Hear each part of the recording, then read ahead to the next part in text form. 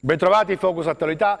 Per gentile concessione ovviamente del direttore di rete che è Attilio Sabato, occupiamo questo spazio cercando di fare un approfondimento, perché questo 2020, questi numeri 2020 che stanno ricorrendo, poi tra altre cose hanno anche bisestile, non certamente sono cominciati bene per quello che riguarda l'Italia in generale, un po' una confusione a livello anche internazionale, causa anche coronavirus, ma per parlare della Calabria oggi ci addentriamo in uno dei problemi che circa una settimana fa, esattamente più o meno una settimana fa, ha destato tantissimo panico e preoccupazione nella popolazione calabrese in generale, ma nella fattispecie in quella che è l'area urbana Cosenza-Arende e nei comuni limitrofi. Perché? Perché c'è stato un sisma di magnitudo 4.4 con epicentro a Rende, ma questo lo approfondiremo, e per parlare, per non disinformarvi, per restare sul pezzo, perché non si diffonda panico inutile, ma per provare anche a spiegarvi semplicemente con le parole di esperti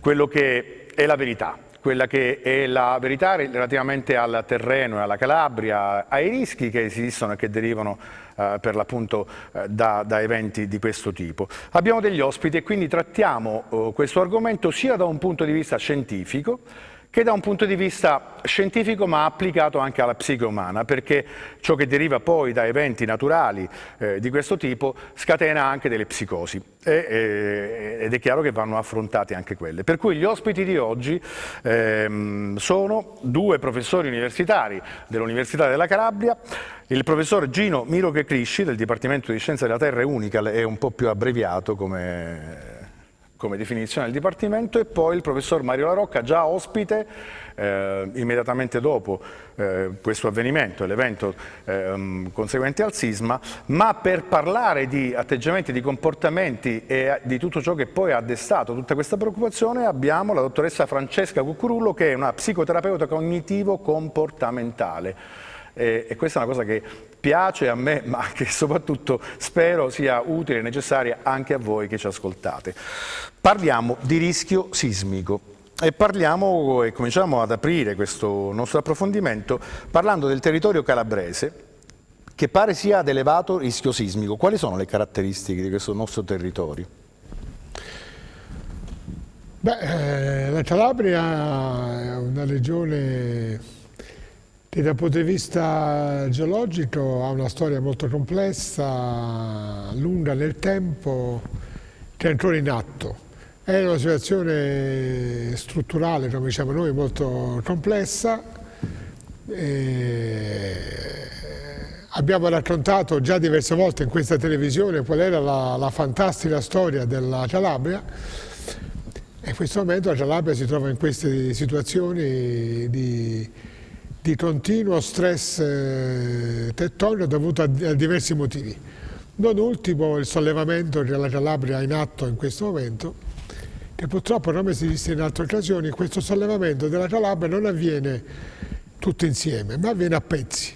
E siccome fra un pezzo e l'altro il movimento è differenziale, fra un pezzo e l'altro, dove si formano le faglie, si accumula energia. Ogni tanto questa energia viene scaricata e si ha il terremoto. Quindi dal punto di vista geologico siamo messi piuttosto male. Diciamo che questi sono i lati negativi. I lati positivi dovrebbero essere che però questa storia geologica ha portato a creare una regione bellissima. Solo che noi del bello della regione non lo utilizziamo e ci teniamo solamente il brutto di questa situazione, che sono i terremoti. Insomma, io direi che quello che bisogna discutere oggi è questo. Ormai è preso atto che la Calabria, i terremoti basta andare a vedere la storia sismica della Calabria, ne ha avuti a tutti i periodi, di tutti i tipi. La domanda è: perché oggi non si interviene per cercare di mitigare i rischi sismici? Visto che oggi si può, come ho detto molte altre volte, fino a qualche anno fa l'unica salvezza che avevamo era quella di andare a accendere i cieli a San Francesco. Oggi c'è la conoscenza ti dà la possibilità di intervenire. La domanda da porsi è: perché si ha solo paura quando fa il terremoto e dopo un mese ci scordiamo e non facciamo più niente per aspettare il prossimo terremoto, che avverrà certamente, che probabilmente potrà essere più forte o meno forte, questo poi dipende. Professore La Rocca, ma la correlazione tra quelli che sono stati, per esempio, i continui terremoti del Catanzarese, quindi la zona di Albi, parliamo, ma negli ultimi 10 anni in Italia anche i terremoti che hanno riguardato il centro Italia, che correlazione hanno con gli accadimenti di quest'ultimo periodo in Calabria, con Albi e con l'evento di una settimana fa, quindi con il terremoto anche a Rende? Ma guardi, in Calabria ci sono tantissime zone sismogenetiche attive e quindi non c'è una relazione, una correlazione ovvia tra per esempio i terremoti accaduti nella zona di Albi e quello della settimana scorsa avvenuto qui a Cosenza. Le zone sismogenetiche sono note per la maggior parte, sono attive e di tanto in tanto rilasciano parte dello sforzo accumulato nel tempo producendo terremoti. La maggior parte di essi sono terremoti piccoli, qualcuno è meno piccolo. Di tanto in tanto, molto raramente per fortuna, avviene anche un terremoto forte. Ma dire che c'è una relazione diretta, per esempio, tra un terremoto di magnitudo 4 avvenuto a Cosenza e un terremoto di magnitudo 4 avvenuto ad Albi un mese prima, questo non ha molto senso, perché sono faglie disgiunte che non hanno una connessione diretta tra di loro. E invece c'è una correlazione che il professore Crisci ha anche evidenziato nell'ultima settimana. Da un punto di vista scientifico, la faglia rispetto a quello che probabilmente la popolazione della mia età, e quindi per forza della mia età, si ricorda che l'ultimo terremoto fu quello del 1980, di cui si ha memoria, almeno nella mia generazione, chiaramente. Ed è vero che c'è questa correlazione tra i due terremoti, che la faglia è uguale. Io credo che sia esattamente la ripetizione di quel terremoto Ma intanto cosa sono le faglie? Cioè, facciamo una descrizione di cos'è una faglia, per fare capire a chiunque ci sta ascoltando. La faglia è una frattura che esiste fra due blocchi di terra. C'è due blocchi di terra, c'è una frattura in mezzo, i blocchi si muovono in modo differenziato, cioè ognuno va per la propria parte. Il fatto che si muovano in direzioni diverse porta, dove c'è la frattura, ad accumulare energia che è attrito, perché i due blocchi tendono a muoversi, siccome non ci riescono, accumulano energia. Quando ce la fanno a muoversi, questa energia accumulata si libera come onde. Se vuole faccio un esempio subito, lo vuole vedere un terremoto? Mi dà un foglio? Subito. Ecco. Questa è la terra, parte destra e parte sinistra. Questo va da una parte e questo va dall'altra. Si crea tensione, vedete il foglio in mezzo, vedete come va in tensione e tiene. A un certo punto, sentite? Questo è il terremoto. E l'energia tesa, perché io ho spinto, ho tirato, si è accumulata energia, il foglio ha tenuto, finché ce la fa. Quando non ce la fa più, ecco il terremoto. Sentito? E come mai, per esempio, io, professor La Rocca, ho letto anche e ho visto, ovviamente prima di incontrarvi, l'Istituto Nazionale di Geofisica e Vulcanologia. Perché i terremoti vengono paragonati come se fosse un elemento stretto in una pressa? Quindi è quasi l'esatto opposto rispetto all'esempio che lei mi ha fatto ora. Cioè io ho visto che qualcuno parla, se è vero, che c'è una contrazione in alcuni casi di due territori, insomma, che si sovrappongono. Allora, gli sforzi tettonici sono di diverso tipo, possono essere compressivi, possono essere distensivi e possono essere trascorrenti, quindi ci sono faglie sottoposte a uno sforzo compressivo il cui movimento è quello che noi chiamiamo inverso, cioè il blocco superiore della faglia, quando viene il terremoto, scivola verso l'alto. Questo è quello che avviene in occasione di un terremoto con meccanismo inverso, nel gergo sismologico, quando in questo volume di rocce agisce uno sforzo compressivo. Quando invece agisce uno sforzo distensivo, come nell'esempio pratico fatto vedere un attimo fa dal professore Crisci, allora il movimento che avviene lungo la faglia è quello che noi sismologi chiamiamo di tipo normale, cioè il blocco superiore di roccia scivola verso il basso rispetto al blocco inferiore. E poi c'è il moto trascorrente, che è quello in cui i due blocchi si muovono in modo orizzontale l'uno rispetto all'altro. Questo dipende appunto dal campo di sforzi che agisce su questo volume sismogenetico. In ultima analisi dipende dalla sismotettonica, dall'azione delle placche tettoniche o microplacche, che interagendo fra di esse inevitabilmente producono sforzi che si accumulano lungo le faglie, e prima o poi questi sforzi devono essere liberati appunto con la produzione di terremoti. Ora, professor Ghisci, classificazione sismica, cioè se si parla della Calabria, vediamo che abbiamo una situazione diffusa dal Pollino al Reggino con una classificazione abbastanza importante, nel senso che siamo una regione, un territorio a rischio. Ci sono delle registrazioni che riguardano gli ultimi 250 anni di attività per l'appunto sismica in questa nostra regione, e gli eventi sono tantissimi, a partire dal 1783, se non sbaglio. 1184. No, diciamo quelli significativi. Ci poi sono ce ne quelli sono anche prima. Il 1184 è stato un tipo 1783, cioè ci sono terremoti di diverse intensità. Se vogliamo li possiamo dividere in 3 grosse categorie, quelli che fanno paura: i mega terremoti o i mega sistemi sismici, perché poi in realtà quello del 1783 non è stato un terremoto, è stato una caterva di terremoti, ne ha fatti 5 in un mese, tutti più o meno dovuti alla stessa faglia, che è una cosa terribile che esiste in Calabria. E quindi quelli intorno all'anno 1000 ce ne sono stati altri. Poi esiste una categoria più intermedia, sempre terribile, fra cui secondo me possiamo classificare i 2 più grossi avvenuti negli ultimi tempi, il 1905 e il 1908, che sono bei terremoti. Non ci scordiamo che quello del 1908 è stato un bel terremoto, ma la catastrofe l'ha generata lo tsunami, che quello è un altro problema.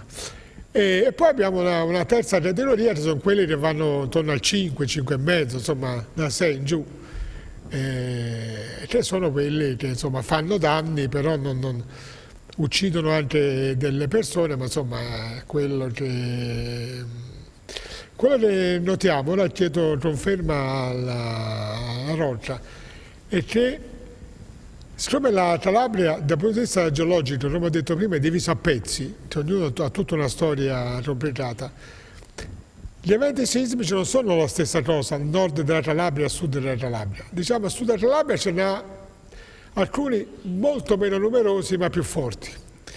Il nord, per cui siamo noi, ce ne abbiamo molti di più, ma probabilmente di energia leggermente più bassa. Il che vuol dire che è positiva questa considerazione che stiamo facendo? Il che da un lato è più positivo, dall'altro siccome ne abbiamo di più, una Valle Entrati ne ha avuti una quantità impressionante, solo nell'800 c'è quello del 23, quello del 54, quello del 70, quello dell'87, poi c'è uno del 1923, c'è uno del 45, c'è uno del 70, insomma ne abbiamo fatto non ci siamo fatti mancare niente, insomma, come Valle del Trapani. Però non superano probabilmente mai il 6%, il 6 della scala energetica, e questo è il lato buono, cioè questo vuol dire che una casa costruita bene regge perfettamente a questi terremoti. Una casa in cemento armato fatta bene non ha problemi, massimo c'ha le crepe che sono nate anche questi giorni nei tramezzi eccetera, ma cade un po' d'intorno, si rompono i bicchieri, insomma si prende una bella paura, perché poi soprattutto ti abita al quinto, quarto, sesto, settimo piano. Però il problema che dobbiamo porci è sul costruito un po' più debole, lì il problema... Professor La Rocca, quanto è in correlazione invece perché abbiamo parlato con entrambi anche spesso anche dell'attività legata ai vulcani e alle zone del Sud, quanto può essere in correlazione l'attività di un sisma con... Quindi a questo punto parliamo di geofisica, perché entriamo nelle viscere della Terra e parliamo anche di energie che hanno proprio luogo anche a diversi chilometri di profondità. È in correlazione? Allora, la maggior parte degli eventi sismici e degli eventi vulcanici sono assolutamente indipendenti. In alcuni casi c'è una correlazione, a volte anche molto stretta, però non è il caso della Calabria.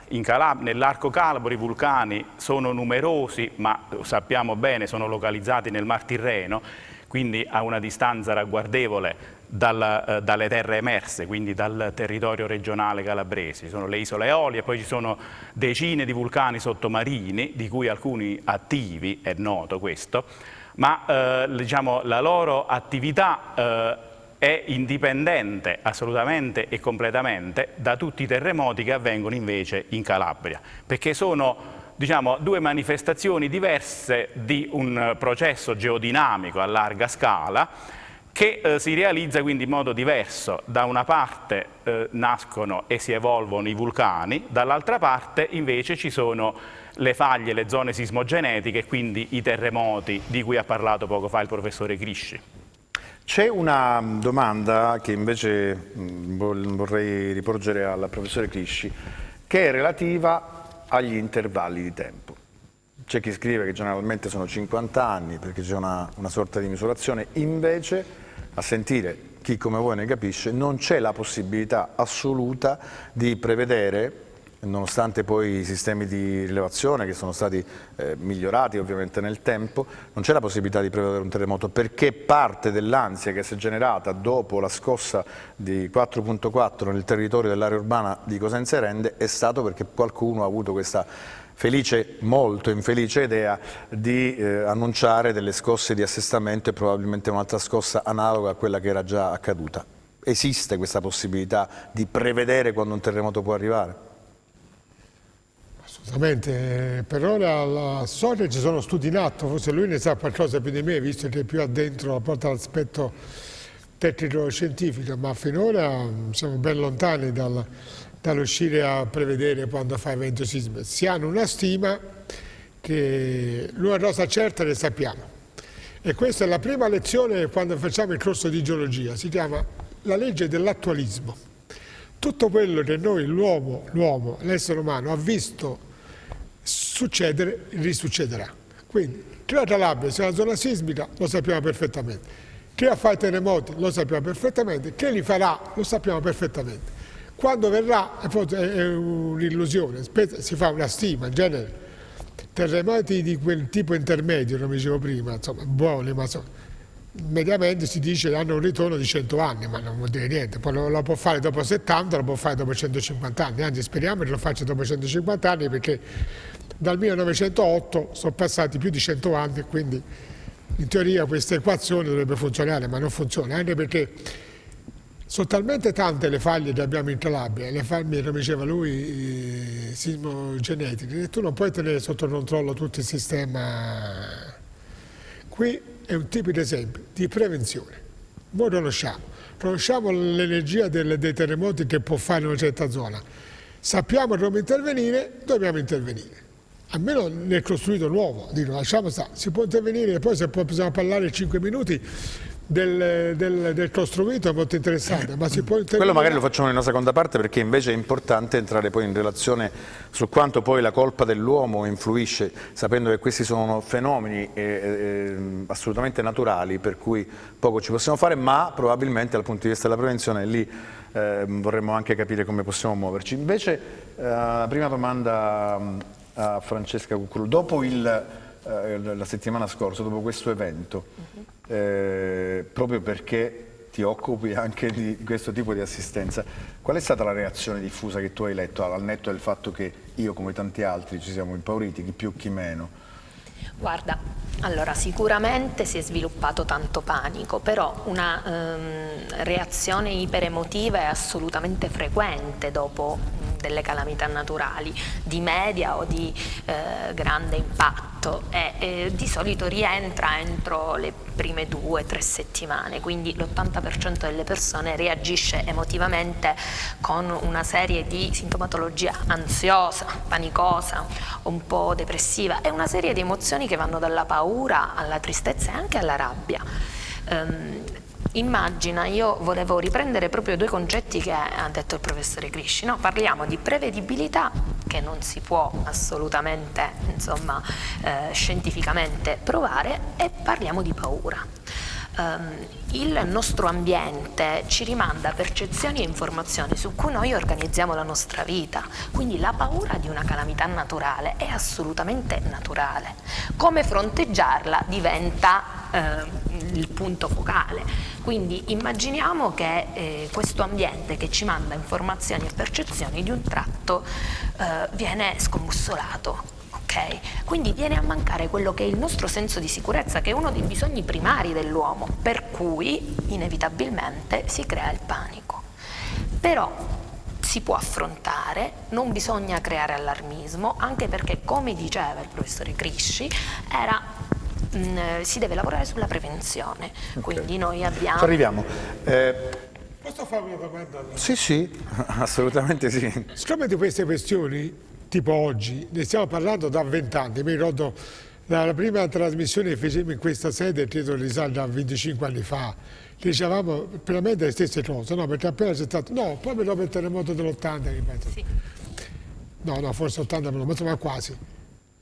Perché in tutti questi anni, quindi, le persone hanno preso coscienza che esiste un problema di difesa dalla sismicità, perché poi la gente poi praticamente non fa niente? Cioè, perché dopo un mese se lo dimentica e aspetta il prossimo terremoto? Guardi, io credo che sia molto legata ai due concetti che dicevamo, prevedibilità e paura. Se io ho paura di qualcosa che posso prevedere, utilizzo una serie di meccanismi che mi permettono di mettere in atto una serie di precauzioni al fine di affrontare quell'evento stressante. Se, come mi dice lei, non è prevedibile ma è un po' fatalista, no? Come evento, io avrò una reazione emotiva importante nell'immediato, cioè la paura mi spinge ad avere anche reazioni comportamentali a volte psicotiche, come diceva prima voi, come dicevate tutti quanti, però allo stesso tempo poi passa in maniera naturale, e succede e deve succedere così, perché altrimenti andiamo a finire in situazioni mentali più gravi. Per quanto riguarda la prevenzione rispetto al dire io lo so, è uno degli elementi che aiuterebbe ad abbassare il livello di ansia, o meglio, una volta che io ho impattato con un evento così emotivamente disturbante, che cosa faccio? Mi vado ad informare se la mia casa è agibile, se ha tutta una serie di misure preventive che mi permettano di acquisire di nuovo quel senso di sicurezza perso nell'evento scatenato. Siccome io ritengo che in Calabria questa coscienza non ci sia appieno, ma ne parleremo nella seconda parte, perché cominciamo anche a capire cosa si può fare. Cioè cosa abbiamo nelle possibilità di fare, non tanto per prevenire, ma per prevenire disastri sì, perché ci sono delle lunghe discussioni che ho fatto con il professore Crisci, ma anche ovviamente le faremo con il professore La Rocca, perché poi qui secondo me poi scompare questa famosa coscienza civica, perché l'ultimo terremoto di cui si ha memoria è quello degli anni '80, sono passati 40 anni, è chiaro che ci sono generazioni completamente diverse ed è come se la coscienza non venga trasferita da padre in figlio, cioè ci sono quelle che sono le regole di base per capire come edificare in una zona, come costruire, come conurbare le città, quali sono invece le conservazioni anche dei luoghi che diventano importanti, qual è la conservazione ad esempio dei centri storici, dei luoghi di interesse culturale, tutte cose che probabilmente, anzi certamente in questi anni la Calabria insomma si è un po' distratta e ha probabilmente trascurato. Ci vediamo tra pochissimi minuti e ritorniamo con la seconda parte di Focus Attualità dedicata per l'appunto ai terremoti.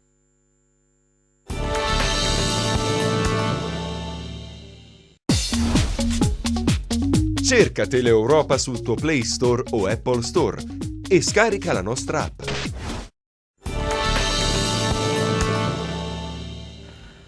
Seconda parte di Focus Attualità, oggi vi ricordo che abbiamo ospiti in studio perché parliamo per l'appunto di terremoto. Fa paura o no? Abbiamo il professor Crisci, ex rettore dell'Università della Calabria, ma ovviamente geologo e professore.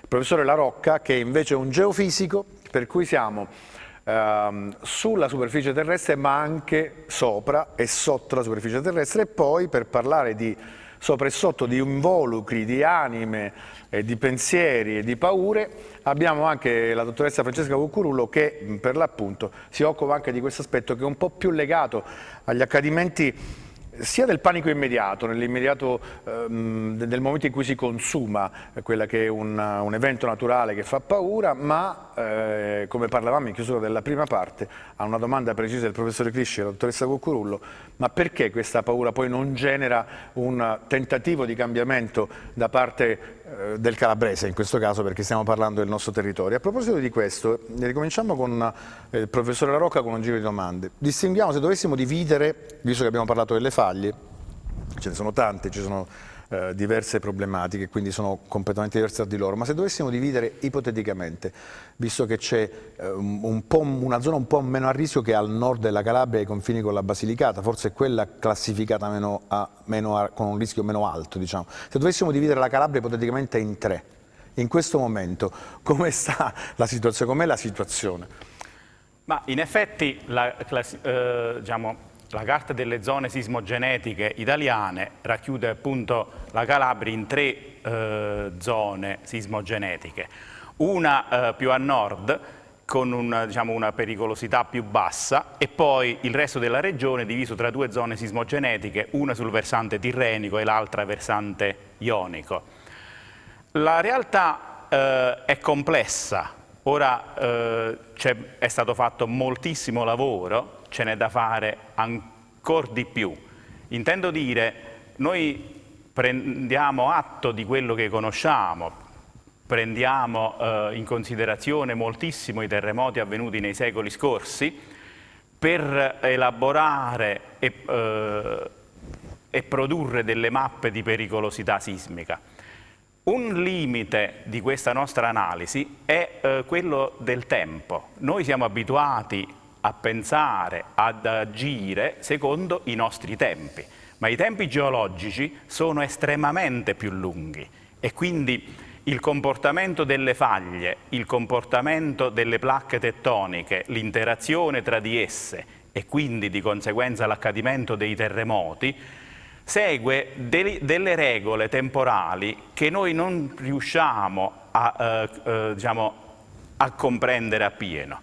Infatti una caratteristica tipica dei terremoti è che essi hanno una distribuzione estremamente irregolare sia nello spazio che nel tempo. Ovviamente noi non sappiamo quello che è avvenuto 10.000 anni fa e nemmeno 2.000 anni fa in Calabria. Noi abbiamo informazioni abbastanza precise per gli ultimi 9 secoli sulla sismicità della Calabria. Da queste informazioni noi sappiamo che nella zona più a nord ci sono stati pochissimi terremoti rispetto al resto della Calabria. Infatti quella è una zona cosiddetta di gap sismico, è una zona dove ci sono le faglie, sono attive, ci sono indizi molto concreti di terremoti anche forti avvenuti nei millenni precedenti in quella zona, ma nulla è accaduto negli ultimi secoli. E quindi quella è una zona che potrebbe essere pericolosa più delle altre, però è difficile stabilire, è difficile quantificare in modo preciso la pericolosità sismica di un'area. Poi ci sono le altre due zone sismogenetiche, la 929 e la 930, sono questi i numeri che esse hanno nella classificazione sismica del territorio, che sono, una comprende il versante tirrenico della Calabria centro-meridionale e l'altra il versante ionico. La zona, della Calabria centro-meridionale versante tirrenico è quella ritenuta con la più alta pericolosità sismica. Il terremoto atteso, di magnitudo massima è superiore a 7 e quindi, terremoti veramente forti, veramente disastrosi.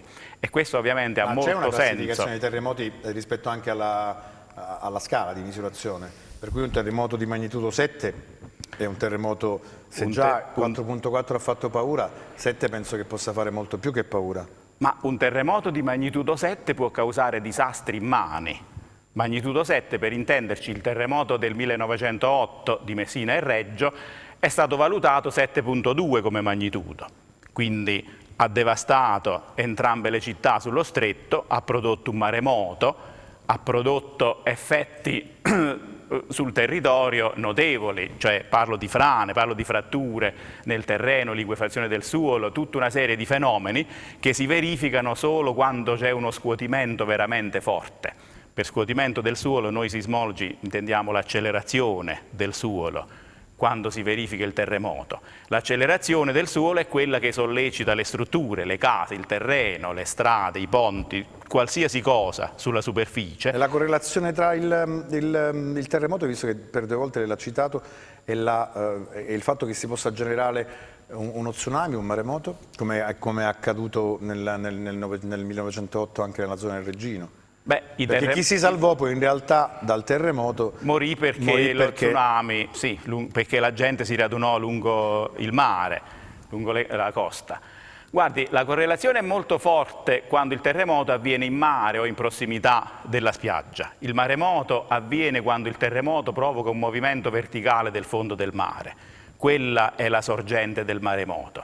Uno spostamento verticale del fondo del mare produce ovviamente uno spostamento di tutta la colonna d'acqua sovrastante che ovviamente si espande in tutte le direzioni e quindi produce un'onda che prima o poi raggiunge la costa con gli effetti che purtroppo conosciamo, che possono essere estremamente devastanti.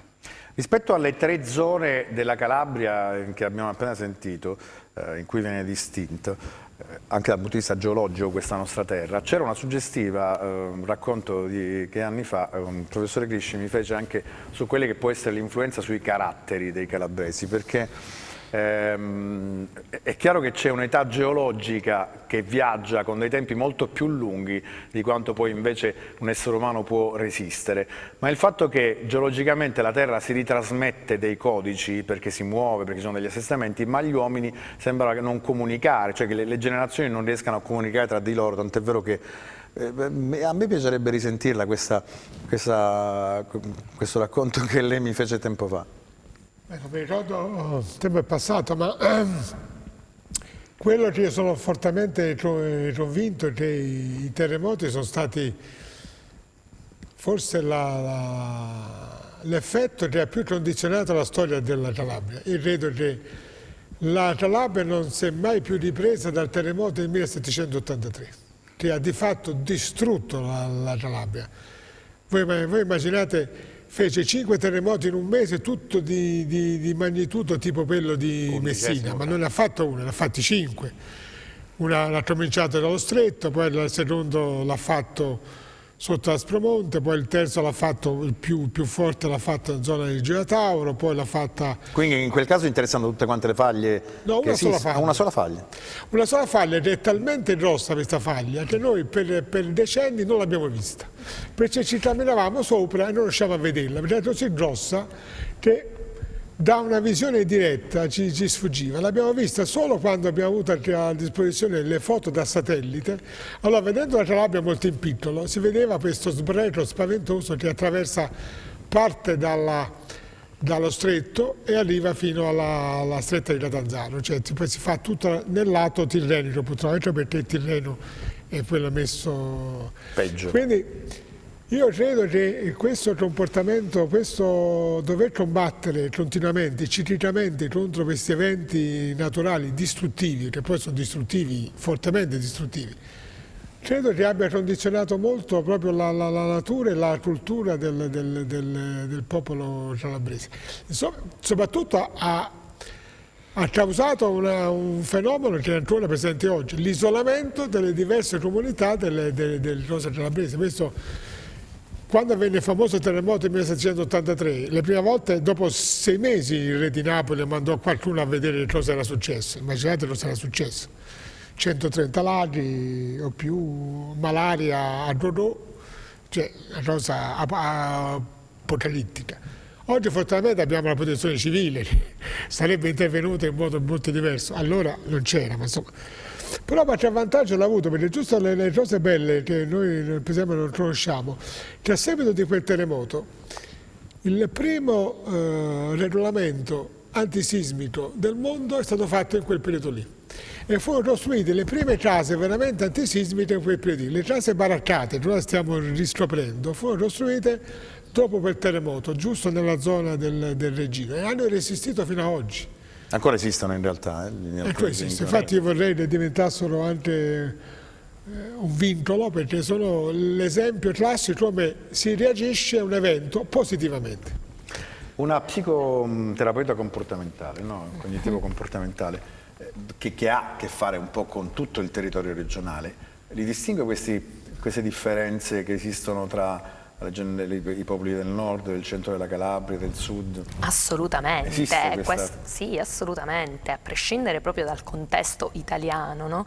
C'è una branca molto importante della psichiatria che si chiama etnopsichiatria, perché noi siamo comunque figli della nostra cultura, figli delle nostre esperienze, figli di quelle che sono le generazioni precedenti. Ecco perché sono stata molto interessata al racconto del professore Crisci, perché rispetto anche al tema, no? A questa psicosi collettiva post scossa che abbiamo avuto, per cui tutti noi calabresi siamo scappati al supermercato a fare rifornimento di viveri, valigie pronte per scappare, sicuramente deriva anche da questa cultura, da queste frecce che noi ci portiamo dietro e creano le nostre credenze di base così forti che ci portano anche ad avere dei comportamenti reattivi simili, no?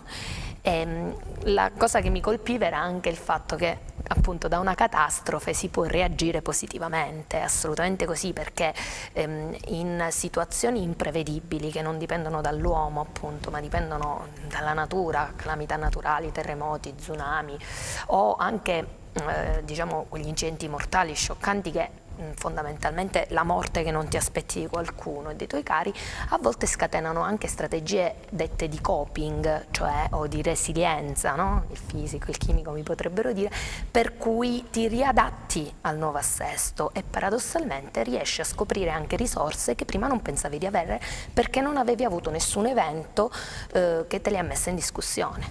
9 secoli di memoria rispetto a questa terra che ha forte rischio sismico, e poi c'è un'attività di studio e di ricerca che il geologo e il geofisico fanno. Quanto in tutti questi anni, intanto 50 da quando è aperta l'università, questo mi sembra già un dato, la politica calabrese o comunque l'imprenditoria calabrese o comunque chi si è preoccupato di far sviluppare le città o di aprire a nuove possibilità di sviluppo dei territori ha tenuto conto di quelle che poi sono le caratteristiche che un terreno deve avere, o dove una casa va costruita o come una casa dovrebbe essere costruita rispetto al territorio in cui deve sorgere, prof? Il trucco è la conoscenza, io lo dico in tutte le salse, l'ho sempre detto tantissime volte e continuo a dire che uno dei problemi fondamentali che ha la Calabria, c'è il popolo calabrese, tutti noi, è quello che abbiamo poca conoscenza su noi stessi, sulla nostra storia, sulle nostre bellezze, su tutto quello che siamo e tutto quello che potremmo essere. Purtroppo stiamo da molto tempo, no, non da molto tempo, questo è il problema, perché in fondo il fatto che le università calabresi hanno tutte meno di 50 anni dimostra che si è perso finalmente un lungo periodo di tempo per sanare, perché il ruolo fondamentale dell'alta formazione dell'università è proprio questo, di acquisire le conoscenze e di passarle al territorio. Io mi ricordo quando venni in Calabria, arrivai nel 76, la geologia della Calabria era praticamente zero. Nel 77 abbiamo partecipato al primo congresso italiano sull'arco calabro e si cominciava a capire cos'era la Calabria, con danni terribili. Ricordate che due delle cose più brutte che non funzionano in Calabria, che non è qualche problema, l'autostrada da Piano Lago a Falerna, oggi non l'avremmo mai fatta lì, mai! Cioè con le conoscenze attuali, ma prima quando fu progettata negli anni 60, le conoscenze erano zero, fu fatta dove non andava fatta e infatti tutti i giorni io non riesco a fare una volta che non c'è una deviazione perché tenerla lì non è facile. Infatti vado a casa, hanno rifatto tutta l'autostrada tranne quel pezzo perché non sanno che cosa farne, vabbè lasciamo stare. e l'altra la galleria ferroviaria Paola Cosenza, che è sempre a rischio di chiusura perché è fatta anche lì in una situazione geologica terrificante, fu progettata anche quella intorno agli anni 60 con l'ignoranza di allora. Oggi non l'avremmo fatta in quel modo lì, l'avremmo fatta... Ma per l'appunto, oggi invece cos'è cambiato rispetto ai saperi e a una possibilità di capire come e in che territori costruire, in che zona costruire, che tipo di intervento fare? È cambiata il rapporto del calabrese in generale con la geologia e con lo studio dei terreni, anche con l'approccio con la geofisica? Cioè, è cambiato qualcosa o no? Ma guardi, a mio parere poco in generale. Probabilmente poco l'approccio del cittadino calabrese. Sicuramente sono cambiate molto le normative. Oggi esistono le norme tecniche per le costruzioni che sono estremamente dettagliate e avanzate. Il problema è rispettarle. Ora, oggi noi sappiamo molto bene dove è possibile costruire con una certa sicurezza e dove invece non bisognerebbe mai costruire. Il problema più grosso però secondo me è che in certe zone dove non si sarebbe mai dovuto costruire ci sono intere città e quindi quelle sono le problematiche più difficili da affrontare, perché se una città o un quartiere di una città è costruito in una zona ad alta pericolosità sismica, oppure, ma i rischi naturali sono tanti, ci sono per esempio il rischio alluvione, e lo sappiamo bene in Calabria quanto sia frequente l'accadimento di un'alluvione, di un'inondazione. Ora, se ci sono interi quartieri di città, di paesi che si trovano in queste zone ad altissima pericolosità, questo probabilmente è il problema più difficile da risolvere al momento. Professore Crisci, anni fa parlammo di una possibilità. Lei fece una proposta una volta alla politica regionale. Mi pare che era compresa una spesa che all'epoca era, non so se era in lira ancora, ma intorno a 1,5 miliardi, perché a proposito di correlazione o meno con lo tsunami, con quello che può essere un terremoto che viene sviluppato sotto il fondo del mare, che quindi può generare uno tsunami, questo allarme per poter svuotare le coste, perché è un altro dei difetti che probabilmente non 50 anni fa quando è arrivata all'università, perché poi nel 77 ci fu questa prima, no? Cominciato a studiare la geologia in Calabria, però continuano a costruire pure ora sulle coste. Anticamente invece i borghi marinari non esistevano perché erano semplicemente delle spiagge o al limite delle darsene per le barchette dei pescatori, ma le case erano ben distanti rispetto a invece a ciò che ora noi vediamo, perché continua a essere abusata tutto il litorale tirrenico, che è quello che voi due ci dite essere il più soggetto a grave rischio e pericolosità. Allora, com'è possibile che si continua a fare ciò che nessuno possa aver considerato, per esempio, con una spesa minima, la creazione di questo sistema che lei aveva suggerito per allarmare e dare il tempo necessario, minimo, alla popolazione di potersi spostare dalla costa?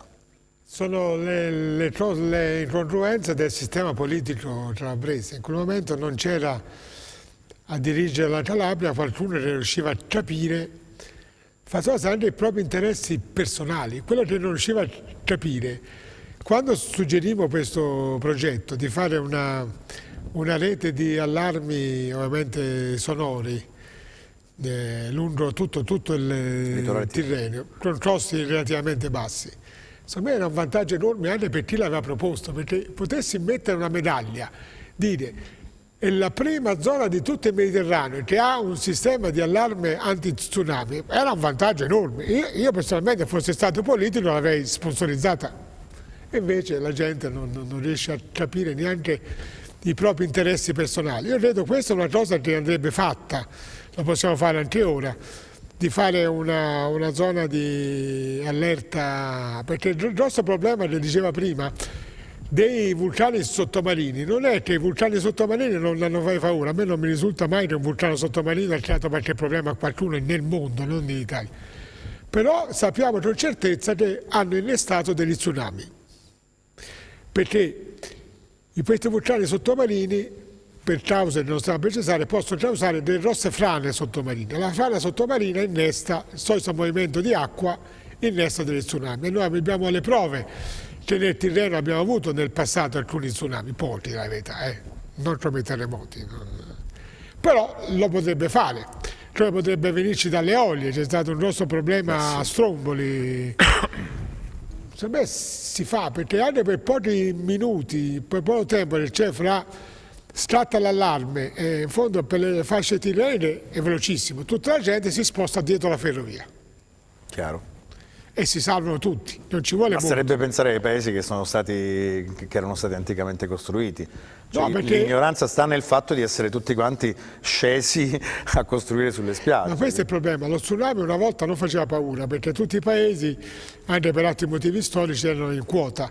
Oggi abbiamo tutte le marine e le marine sono a rischio oggi, quindi dico io facciamola questa cosa, il problema c'è, cioè non costa molto, anzi poi è bello avere 2 o 3 volte all'anno l'esercitazione, perché poi non è che tu lo fai e risolvi il problema, tu devi far capire anche alla gente che quando sentono questa sirena o le campane suonare devono sapere cosa fare, no? Se uno dice perché guardate questa sirena, ne sai cos'è? A questo punto. Secondo me la cosa è fattibile oggi ed è una delle cose che io consiglierei di fare, perché il costo ritengo sia limitato, basta fare un accordo con gli LGV che si collegano con i sistemi di allarme per maremoto che esistono, quindi secondo me è una cosa fattibile che è fra le cose che almeno mitiga almeno uno dei tanti rischi che la Calabria ha. Ci sarebbe da scrivere un decalogo su cosa fare prima di un terremoto in generale, per chi costruisce, cioè quindi quali sono le norme da stabilire, da prendere, da tenere in considerazione, e cosa fare durante anche un terremoto. Ci sono le 2 fasi, perché prima uno può fare prevenzione, può studiare geologicamente il posto dove deve sorgere la propria abitazione, ma durante c'è anche una possibilità di un consiglio che noi possiamo dare. Ma prima del terremoto ovviamente bisogna fare la maggior parte del lavoro. Per quanto riguarda le nuove costruzioni semplicemente bisogna rispettare tutte le normative esistenti, bisogna fare, mettere in pratica tutto ciò che è noto per quanto riguarda le zone dove è opportuno costruire, tutte le indagini che vanno fatte prima di iniziare la costruzione, progettare le strutture in modo che esse possano sopportare uno scuotimento del suolo in caso di terremoto forte, e quindi se si mettono in pratica tutte queste buone azioni non ci sono problemi nel momento in cui viene il terremoto. Il problema più grande è quando viene il terremoto e uno si trova in una casa che potrebbe non essere adeguata a sopportare lo scuotimento del suolo in quel momento. Allora in quel momento la cosa da fare, secondo me la più importante, è mantenere la calma. È difficile, mi rendo conto, perché l'istinto umano ci porta a scappare quando viene il terremoto. Che è il peggiore. Probabilmente nella maggior parte dei casi è l'azione peggiore, quella di scappare, soprattutto se uno si trova in un palazzo, in un piano alto. Non bisogna mai prendere l'ascensore, è una cosa assolutamente da evitare, ma sappiamo anche che in molte costruzioni le scale sono la parte più a rischio di crollo. E quando anche uno si trova in un palazzo dove le scale sono resistenti, il momento di varcare la soglia, il portone, è un momento molto pericoloso perché possono cadere cornicioni, tegole, balconi, tutte parti della struttura che sono in alto, e quindi secondo me scappare non è quasi mai la scelta giusta.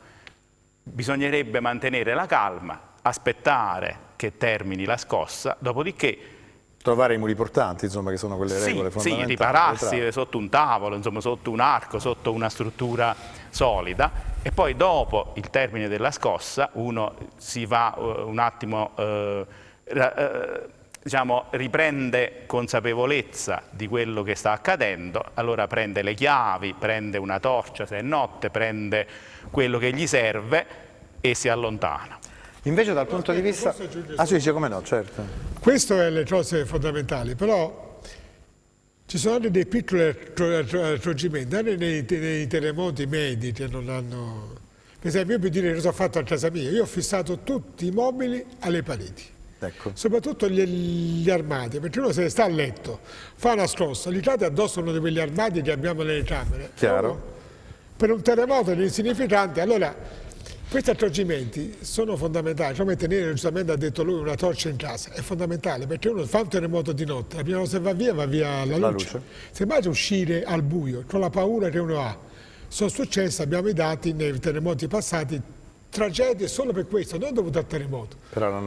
Allora ci sono alcuni accorgimenti: fissare i mobili alle pareti, non c'è nulla, un tassello, è un armadio, non ti cade addosso.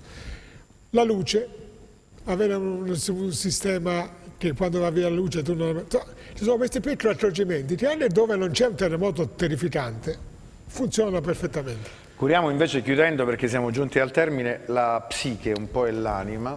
Cosa bisogna fare invece dopo un evento del genere, dopo dell'immediato attimo successivo? Perché c'è chi consiglia di stare assieme, cioè, sì, di condividere anche. Assolutamente, la condivisione è uno dei consigli che viene dato, perché comunque ogni evento viene interpretato in maniera assolutamente personale, e avere un confronto in cui si possa anche esprimere le proprie emozioni positive o negative riesce a fare gruppo e riesce a dare anche a riacquisire quel senso di sicurezza di cui avevamo parlato prima.